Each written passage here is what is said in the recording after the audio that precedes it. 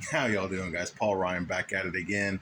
Guys, I know this is old news, but I'm just getting to take a look at the recent quarterback rankings, the top 10 list that had Dak Prescott at 10, 10th overall. And I'll admit, man, I'm really not that mad about it.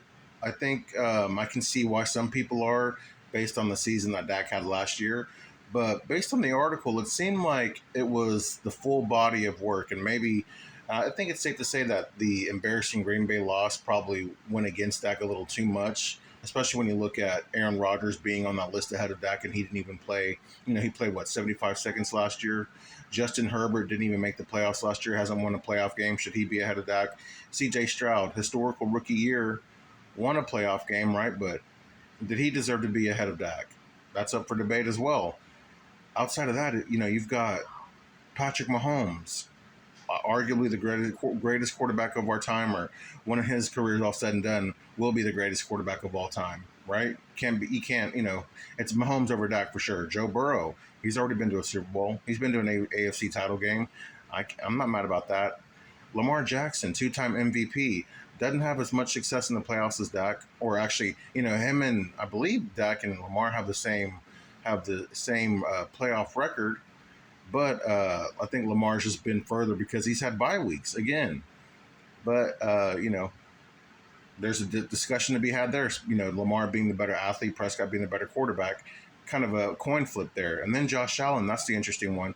He himself has also had better success in the playoffs, but excuse me, I'm on record on the Cowboys podcast, across the Cowboys podcast, saying that I didn't understand why Josh Allen was always ranked ahead of Dak Prescott. But again, that's a coin flip as well. When you compared playoff success, Josh Allen has done better in the playoffs.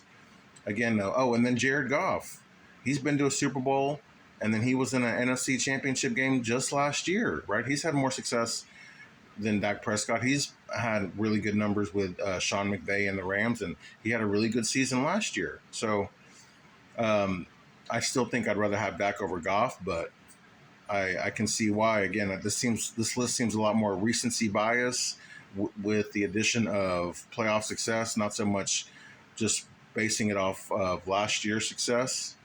If so, I mean, I'd like to think that Dak would be a lot higher. But again, I'm just not really that mad about Dak being 10. Should he be higher? Yeah, I mean, you can make an argument. Like I said, I think Dak deserved to be higher, but I'm not as mad about it. I don't think it's as egregious as most people are making it out to be. And hey, guys, look, it's the off season, right?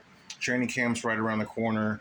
Anytime you put a Cowboys player's name and any sort of headline, it's going to get clicks. It's going to generate click. It's going to inspire discussion and get people talking. More than likely, get people up in arms about talking about, especially Cowboys Nations. When we talk, somebody talks about negatively about our guy, we like to come to their defense. So I don't know, man. This list didn't upset me, but let me know what you guys think. Do you think that Dak?